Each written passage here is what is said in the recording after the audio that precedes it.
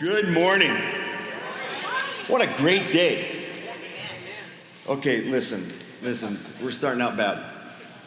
So last night, there was a group of us that were down here at 10 o'clock,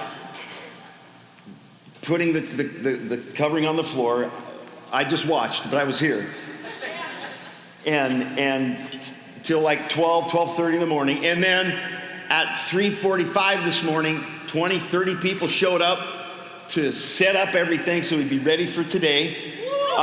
Yeah, exactly. Come on. Those people worked really hard.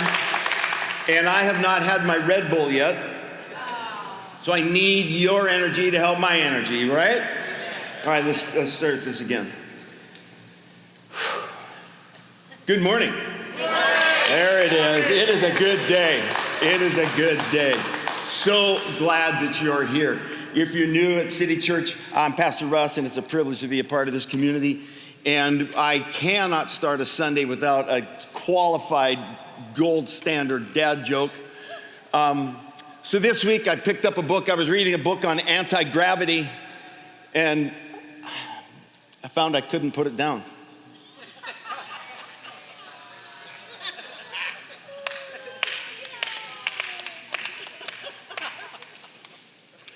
I have been so excited all week for that. I am excited about, we're jumping into a new collection of talks our next few weeks, calling it Beyond the Bleachers, and essentially it is a message to City Church and those of us that have a relationship with Jesus to get out of the bleachers, to go beyond the bleachers, to not just be a fan, but to be a follower of Jesus, and that we would step up to the next level of what that really means. And there's a statement that I'm going to dive into in a little bit, and this statement is culturally acceptable, but it makes me crazy because I struggle with this statement because I believe that it removes hope from the equation. And as long as we know this guy Jesus, we have hope. And here's the statement I'm going to dive into in just a little bit. Here's the statement. It is what it is. Yeah, we're gonna talk about that. And see, some of you are like, you're feeling threatened right now. Like, you're messing with me. Yes, praise the Lord. That's what I'm supposed to do. If you have a copy of God's Word, whether in paper or on your phone, I'm gonna ask you to find the book of Ecclesiastes. Ecclesiastes, Ecclesiastes. Ecclesiastes. And let me give you a little bit of background on this particular book of the Bible. Wait, but before I jump, I need to back up just a little bit. I believe honor is due where honor is due. And this morning, church, we have an honor. We have Pastor Joe and Ashley Skeens visiting us from Real Church just for the morning. Can we honor Pastor Joe and Ashley for just a moment? We're so glad. These are great people. We have a great relationship. Love investing in these guys, and we're making a difference in the kingdom. Ecclesiastes was written by a guy named Solomon. Solomon is the richest and the wisest man that's ever lived, the wealthiest and wisest man that has ever lived. His wealth still today is actually immeasurable, especially based on today's values. We really don't know what he would be worth, but he would be the leading, most valuable, most wealthy individual of all time. And the most wise individual of all time, wealthiest and wisest man. And King Solomon gets credit for writing 3 books of the Bible. He wrote the book of Proverbs, which is basically antidotes for life, how to get along in life and how to do better in life and how to measure friendships. And there's some good correction in there, and there's some good encouragement in the book of Proverbs. He wrote a second book called The Song of Solomon, which is a poetry, basically, but it's an incredible love story. It's a beautiful love story. It's a great illustration, the picture of Jesus and how much he loves his church. It really is one of my favorite books, and it's written so well. And then King Solomon wrote this book called Ecclesiastes. And Ecclesiastes is essentially King Solomon's last will and testament. He wrote it in a form that is almost the whole book is a parable of itself, that we if we don't take the time to catch the nuances of it, we miss the value of this book, Ecclesiastes. When you read the book of Ecclesiastes front to back, it's very similar to where if you were sitting on the porch with your grandfather and he was telling stories of his life, and in the stories of his life, he seemed like he was chasing rabbits here and there, and at some points you're wondering, what's he even talking about?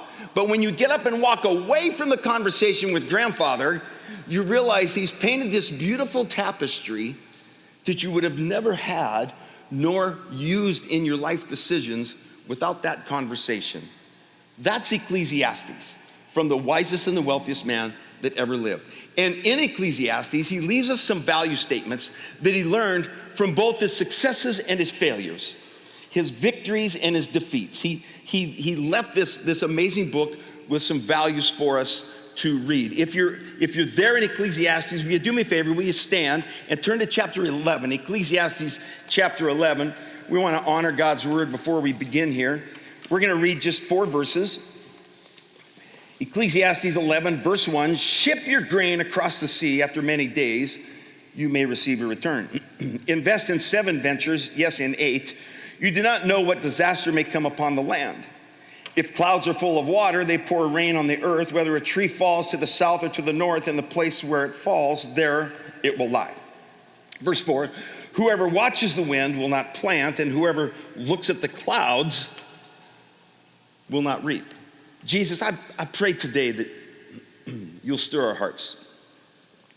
I pray today that I don't come with persuasive words of man, but with an important message from the throne.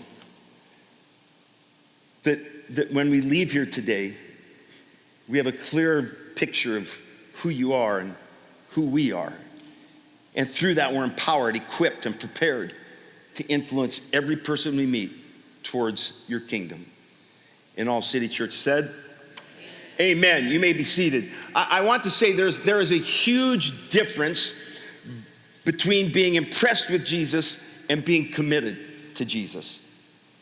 It's almost like, I think we've all at some point heard the term or said the term bandwagon fan. They're just a bandwagon fan. They like the team when it's winning, but they're not really involved when the team isn't winning. I've experienced that in the month of July. I know you'll be encouraged to hear that I'm a Boston Red Sox fan. Okay, thank you. And at the beginning of July, Boston Red Sox were in the cellar of the American League East. They were cellar dwellers, like the bottom. Through the month of July, they're not only crept up, but they're 2 games ahead in the wild card race. They won 15 straight games. And I cannot believe the number of Red Sox fans that have suddenly shown up and call them their favorite team. That's the bandwagon, the fair weather fan. We all have those places, those teams that we follow, or the individual that we follow. Currently, as I was thinking this week, those of us that are talking about the weather right now and the heat, it's the same conversation that Dallas Cowboys fans are having, and they're saying, gee, I wish we could go back to the 90s.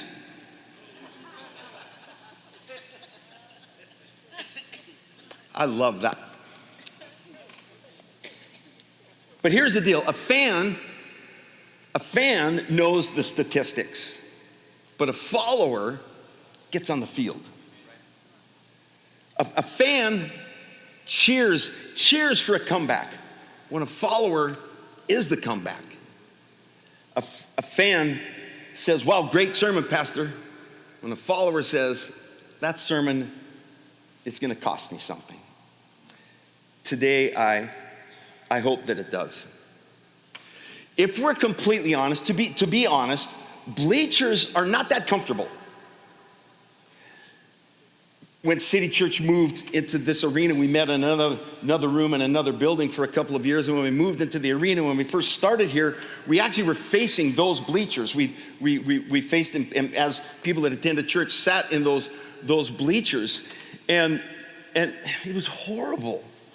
And I didn't realize how horrible it was, quite honestly, until I came to watch Ottawa basketball. I watched the men's and women's game, and I sat in that section right there, section that has backs on it. But when you sit in that section, you have to sit kind of sideways to watch the game.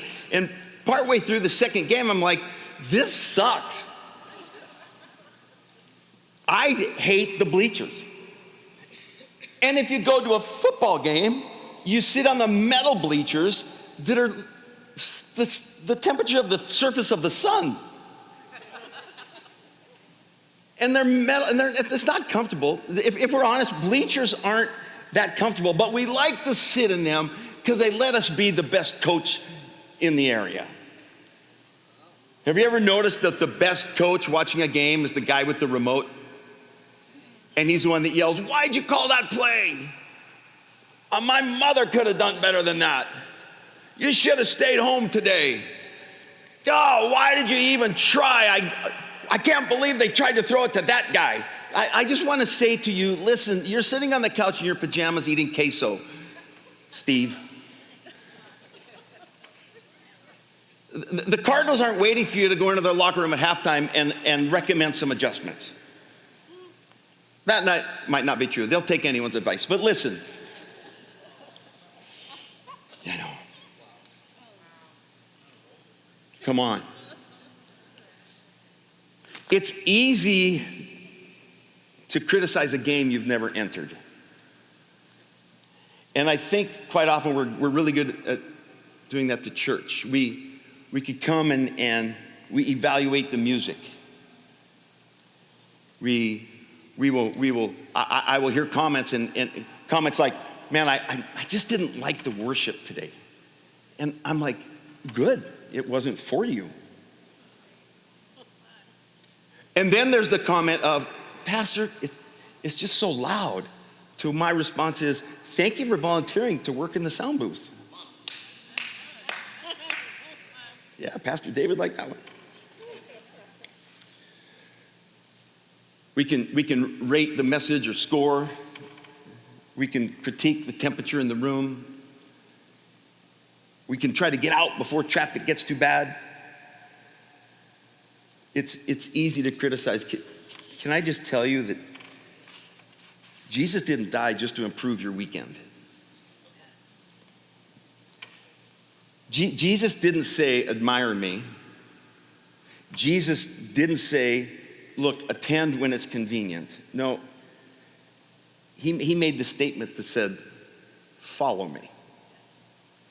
That term "follow" is to become like me, not just stay in the trail, but to become like me, to walk through my successes and also embrace the suffering. To say no to yourself when everything in you wants to say yes. It would be translated in taking on his yoke. His yoke is easy and his burden is light. But here's the statement that we miss when we throw that out there. Well, his yoke is easy, his burden is light. Key word, burden, it's still there.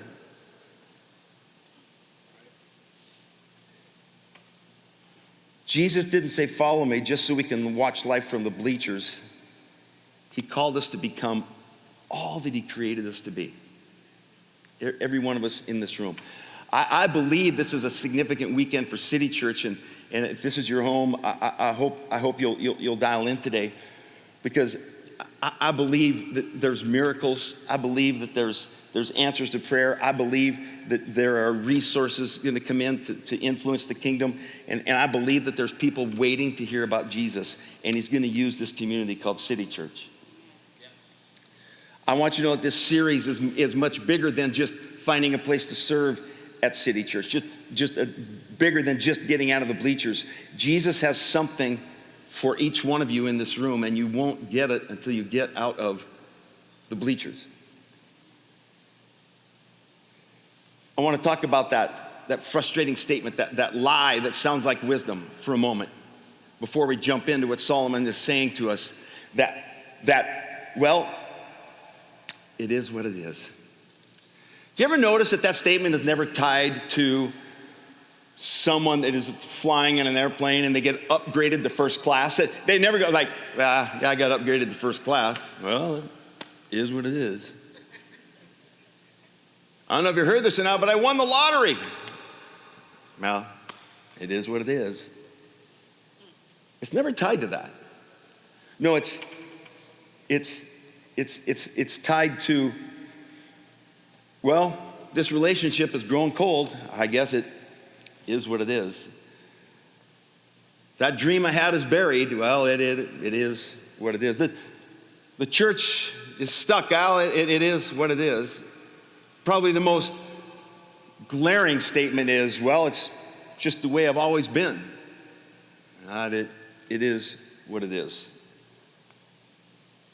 That statement is really saying, I don't have any hope. I don't have any maturity. I'm not calm in the storm. There's times that statement is the acceptance of a sincerity, but the majority of the time, it's just an excuse to say, I'm not going to take another risk.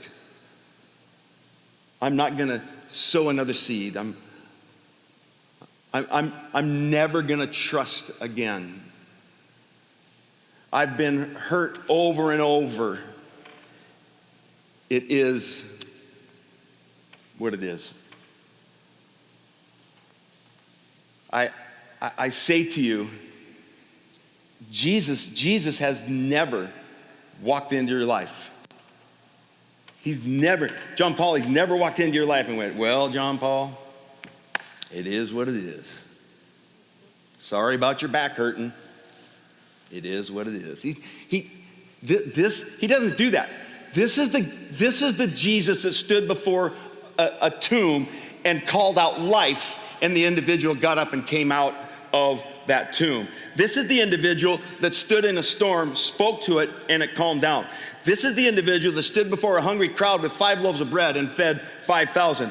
This is the Jesus that looked at you and I, and in our failures saw world changers. He's never fallen for, well, look at you. It is what it is. Jesus has never let what was decide what could be. He's never done that. So how do we step out of the bleachers? We're gonna listen in to a conversation that this grandpa wrote for us on how do we step out of the bleachers. Number one way that Solomon says was we need to send what's in our hand. We started with verse 1 where he says, ship your grain across the sea. After many days, you may receive a return. What does he mean? In Solomon's world, when grain was shipped by sea, it was shipped by faith. There was no delivery update. There was no UPS letting you know 1 more hour and we'll be there. There was no 6 more stops and your grain should be returned. It was just a release of faith. And Solomon said, when you release in faith, it will return. The wisest and the wealthiest man knew what it meant to release, but he also knew that it would return. He wants us to hold on to that. When you release, that builds trust. I dare say that following Jesus requires release. It requires letting go. In Matthew chapter 4, Jesus is talking to 2 young men, 2 teenage boys, Peter and Andrew. And he makes this statement to those teenage boys. He says, come follow me and I will send you out to fish for people. There's so much value just in that one sentence. But let's catch the process. Jesus says, I'm calling you from your comfort zone, come to follow me to create a new comfort zone, and then I'm going to send you out of your comfort zone. It's come, follow, then go. But notice what he says to these guys. They were fishermen, and he said, come, follow me, I will send you to be fishermen. The gifting that's in you, I'm going to use. I'm going to take the very skills that you have, and they're going to make a difference for the kingdom. Why? Because you trusted me enough to cast your seed, set it to sail, and watch it return. The problem is some of us want Jesus to bless what we're unwilling to release.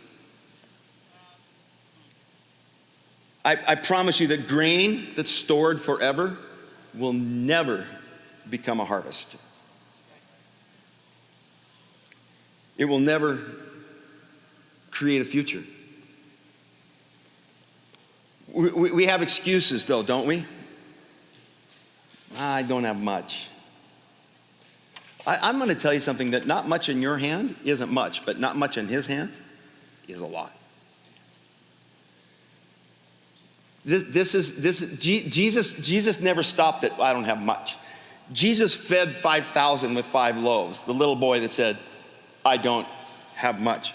The story in the Bible of Jesus pointing out the widow that was in the temple, the chaoticness of the temple, the animals being sacrificed, and all that was going on in the temple. And Jesus takes a moment, he frames it for his disciples, and he goes, guys, look at this. I want you to see this unnamed woman. We don't even know her name. We don't know her career. We don't know anything about her, except that Jesus said, watch this. Those 2 pennies she's putting in are more than enough. They're not much. They're more than what anyone else is giving. And we still today read about this heroine who just gave her not much. Jesus rode on a borrowed donkey on the triumphal entry, the greatest triumphal entry in all history of all mankind, on a colt. Not much. You can't follow Jesus and keep everything tied to the dock. It just doesn't work. City Church, I say to you, God has trusted us with true riches. We could ask the question, well, what are true riches? And that's fair to ask. Are true riches the high honor it is to partner with Auto University? Are true riches the resources of what people give in their tithes and offering and obedience and generosity? Are true riches all of those measurable? No. True riches are people. He's given us people. He's given us children to raise up knowing him. He's given us teenagers walking through some of the obstacles of life. He's given us young adults. He's given us the true riches. And for those of you that came and sacrificed and spent the night here setting up and tearing down, thank you. But you did it for more than just a few comfortable chairs. You did it to serve true riches. He brings us true riches that are framed in hurting marriages. He brings us true riches that are framed in a lonely neighbor. He brings us true riches that are framed in someone fighting addiction. He brings us true riches framed in exhausted parents. He brings us true riches framed in someone with a bad diagnosis. He brings us true riches. And may we always, always know that every time that we get to gather in the place of the true riches, that means he's given us that moment. And may we get out of the bleachers and take advantage of the moment for the true riches that he brings us.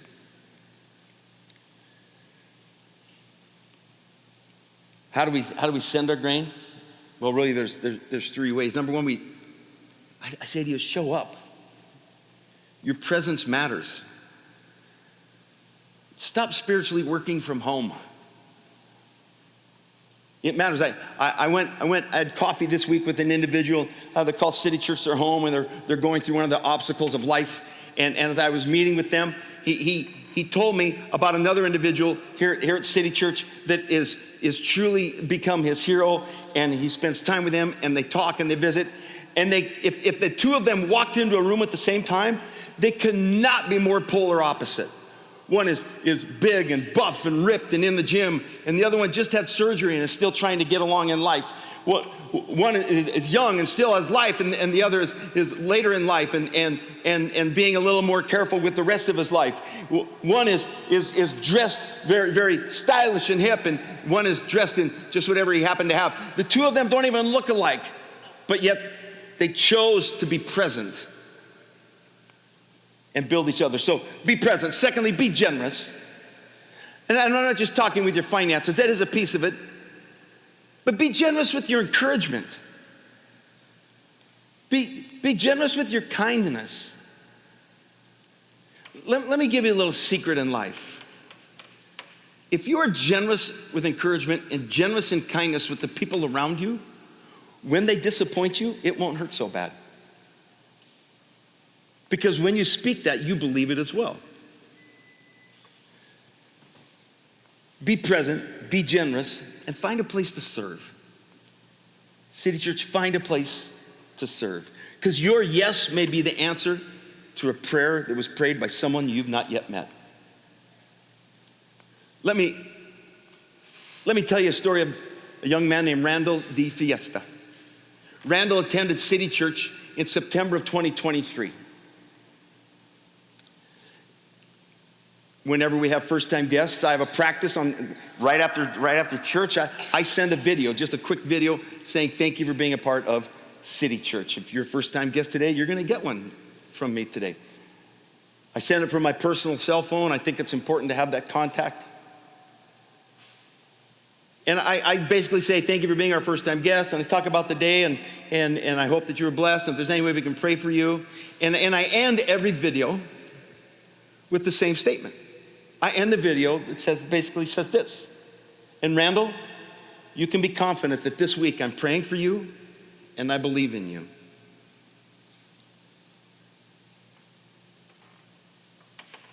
A 46-second video. I listened to it this week. Randall, I was texting with him. He's now in Hawaii. He moved back to Hawaii. I'm sorry, Blossom. I don't think God calls anyone to Hawaii. No, that's not a call. Whatever. I feel God calling me to the shores of Hawaii. Like, Randall, bro, you missed him. 3 weeks after Randall had been here, he had attended party with the pastor, which Pastor Katie talked about. He came up to me during party with the pastor. He said, Pastor, could I talk with you for just a minute? I said, sure. He said, 3 weeks ago was my first time here, and you sent me a video after service. I said, yeah, I did. And he said, I want to tell you something. That video had saved my life. I said, really? He said, can I tell you about it? I said, yeah, please do, Randall. He said, my life lately has been a lot of ups and downs, a lot of discouragement, a lot of disappointments, a lot of broken promises. And quite frankly, I was in a really depressed state. I was super depressed. And I decided to just end it. He said, I'm ashamed to tell you, I'm embarrassed to tell you, I decided to end my life. I didn't want to keep going. He said, I was so frustrated. I took my phone and I threw it against the wall. And when it hit the wall and bounced on the floor, it started playing your video. And it played the part that said, this week I'll be praying for you and I believe in you. He said, I didn't think anybody believed in me. A 46-second video saved Randall's life. You want to sow your seed, cast your grain? Find a place to serve. Find a place to smile at people. Some of y'all could practice. Like, I preach to you. I know which ones not to look at.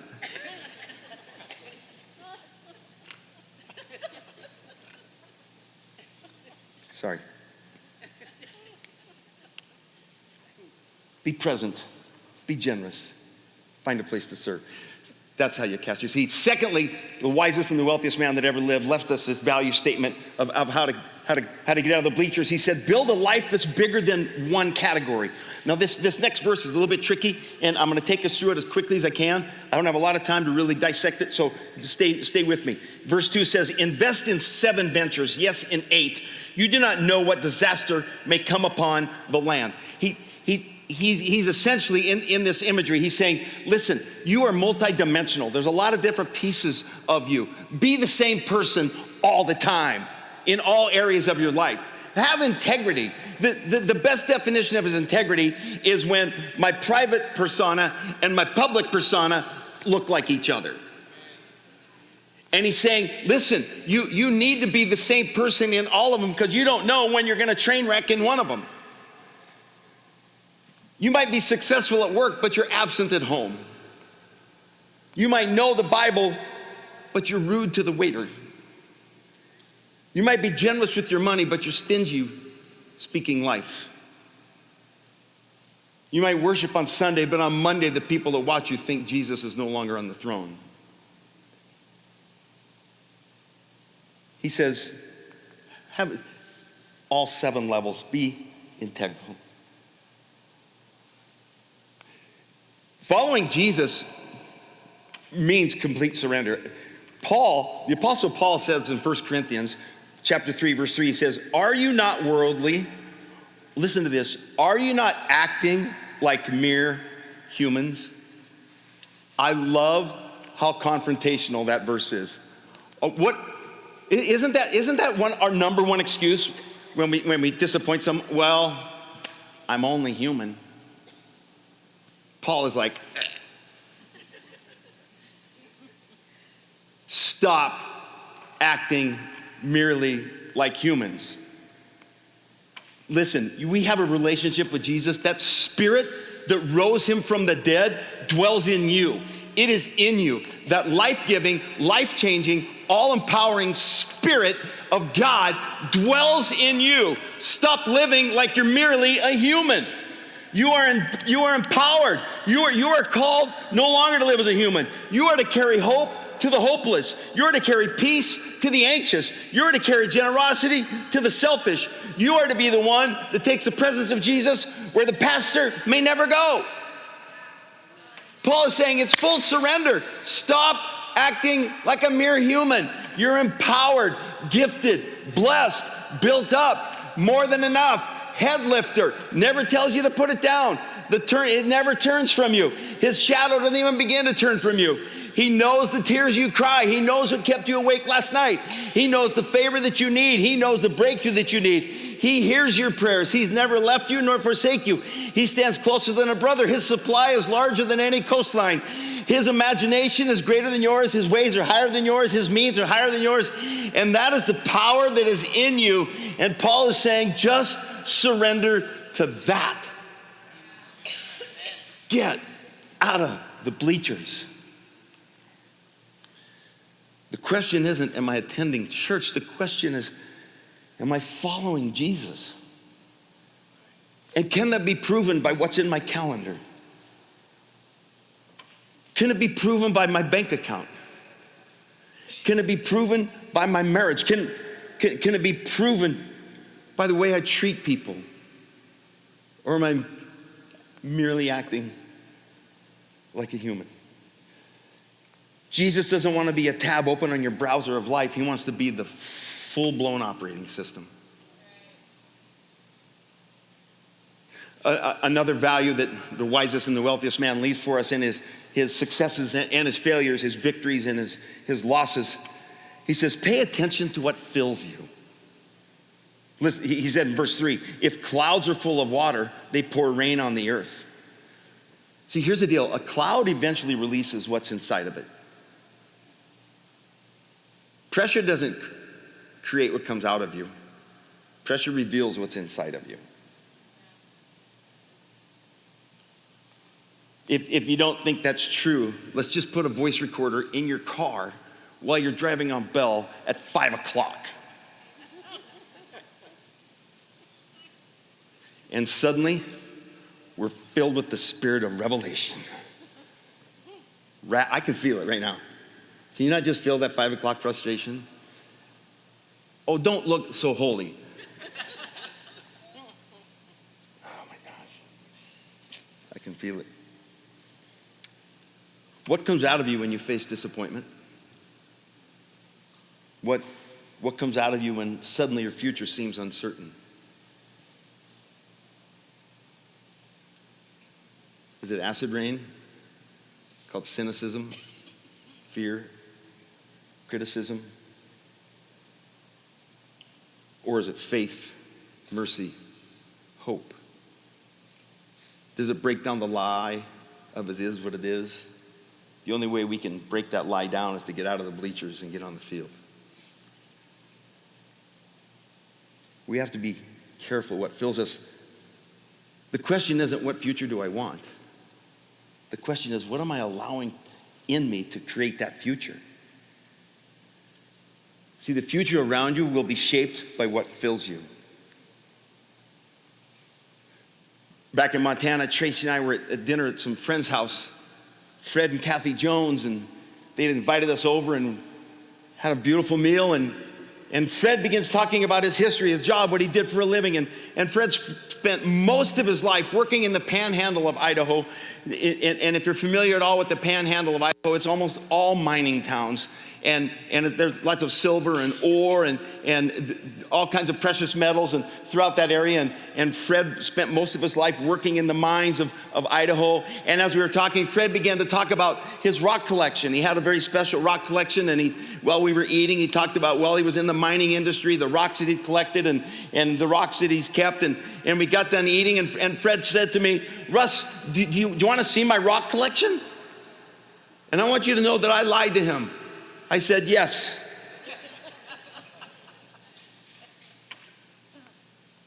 So we went out to his garage. And in his garage, he's got all these file cabinets, little drawers, floor to ceiling, rows of them. And in each drawer is one rock and a piece of paper talking about the rock. And Fred begins opening the drawers and telling me about this rock and where this rock came from and how long he's had the rock and what the rock is made of and if the rock has any value and what it has to do in the history of the planet. And then there's one over here, and Fred he is thriving. He's talking about all these rocks and where they came from, and he has all these records, and he's just so caught up, and he loves his rocks. And when we left his garage, I'm like, I want to collect rocks. Because what fills you creates your future. And Solomon warned us about that. He knew in his life,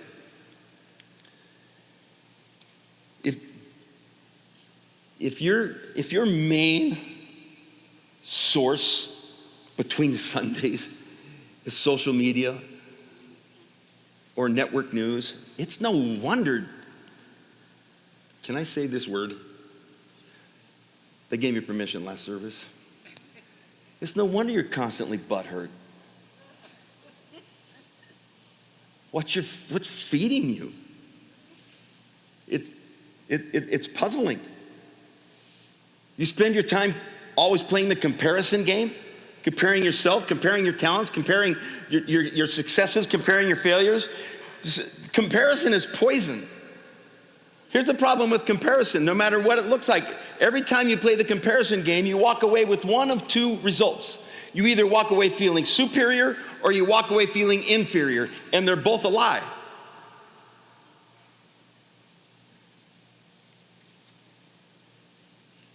When life challenges you, what kind of acid rain comes out of your mouth? God isn't looking for people that he can just fill. He's looking for people that he can fill, that he can trust to pour out on the rest of humanity. See, this is why gathering matters. An isolated cloud dries up. It just does. This is why generosity matters. It breaks the grip of fear, not just finances. You start speaking more encouraging words to people, it takes away your own insecurities. I guarantee it. That's why generosity matters. That's why serving matters. A cloud that never rains looks impressive, but it never gives life. I just wonder, the people in your circles, what kind of acid rain lands on them when life gets challenging, uncomfortable, disappointing, and the truth might hurt. And then finally, the fourth value statement that he leaves for us of how to get out of the bleachers. He says in verse 4, listen, he says, we need to stop waiting for perfect weather. Verse 4, he says, whoever watches the wind will not plant. Whoever looks at the clouds will not reap. Whoever's looking for an excuse won't get out of the bleachers. We have all kinds of excuses of why we don't get more involved or walk closer with the Lord or invest in people's and relationships. Probably the most common one is, man, listen, pastor, as soon as life slows down, I'm going to help. Oh, that's adorable, isn't it?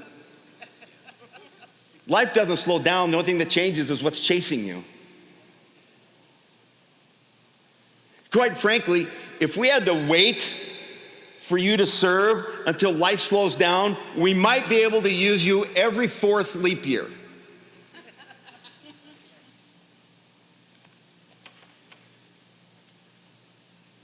One day I'll be generous when I have more. The Bible says if you're not faithful with a little, you won't be faithful with a lot. One day I'll invite somebody to church when it doesn't feel awkward. One day I'll deal with that habit, but right now there's so much pressure. One day I'll step into my calling, but I don't know if I'm qualified. Listen to the statement, if you wait for perfect weather to plant, you will die with seeds in your pocket. David, if you'll come up.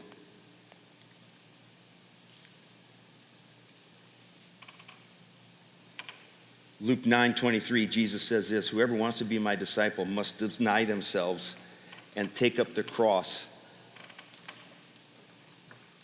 I think if we ask the question, who wants to be a disciple? All the hands are in the air. I want to be a disciple. I want to be a disciple. I want to be a disciple. Okay, but being a disciple requires that you take up the cross. I'll take up my cross every day. Ooh. Can we talk? No, he says, whoever wants to be my disciple has to deny themselves and take up their cross every day. When the wind is blowing, you take up your cross. When the storm is raging, you take up your cross. Before you know every detail of what's in front of you, you take up your cross. When obedience is inconvenient, you take up your cross. See, the future isn't formed by intentions that you applaud. It's formed by the obedience that you practice. God prepares the future, but followers get out of the bleachers and put their feet to it. City Church was built with people that refused for right timing, right circumstances. Let me just explain that just a little bit. I've been in ministry well over 30 years, planted churches. We've been in now City Church is now 10 years old. We have people that weathered the storms. I studied church growth. I coach pastors and help them grow their churches. And I know this, in the Phoenix Valley, the best 2 months to plant a church are February and September. Those are the months that statistically have the greatest success of being a church that doesn't have to close down. The single worst month to plant the church in the Phoenix Valley is June.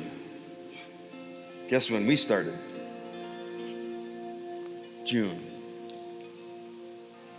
But you know what I'm glad for? We were surrounded by people that said, we're not going to wait for the right time. We're going to release what we have. We're going to be encouragers. We're going to attend. We're going to serve. We're going to be generous. And today he trusts us with true riches. Because we decided to get out of the bleachers. Will you stand with me, please?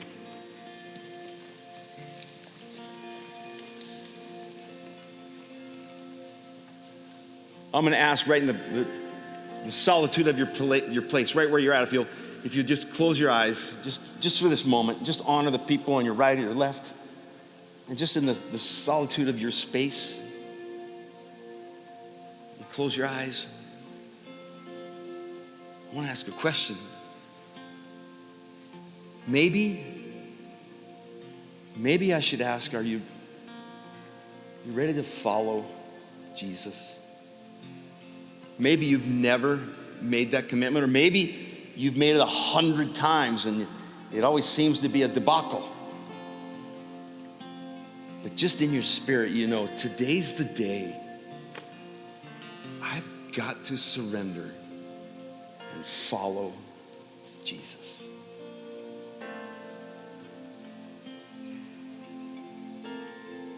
today's the day. If I'm talking to you,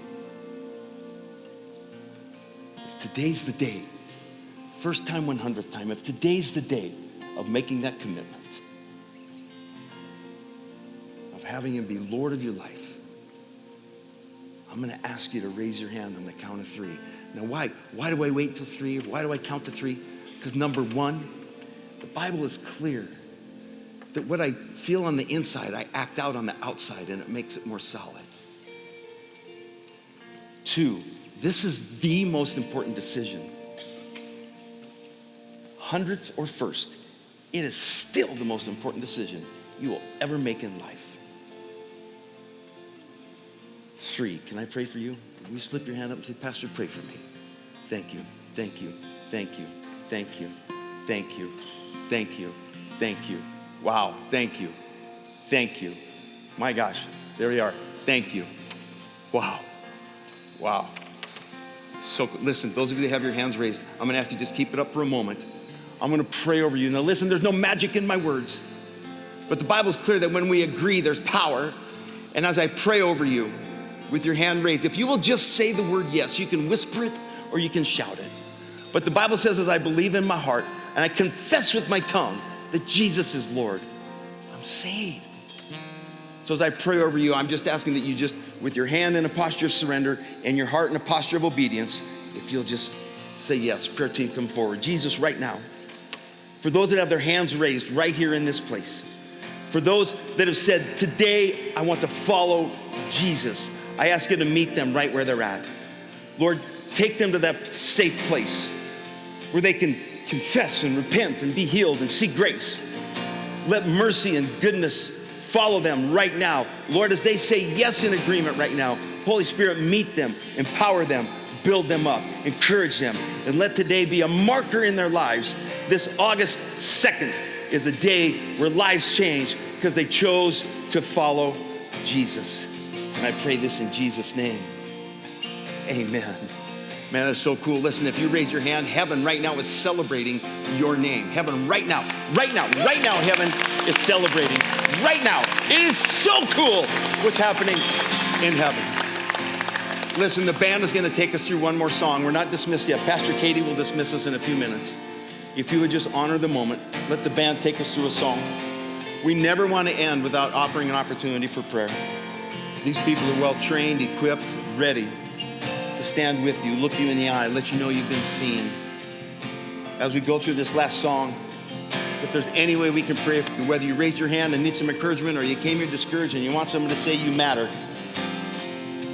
we take advantage of this opportunity to get out of the bleachers. David.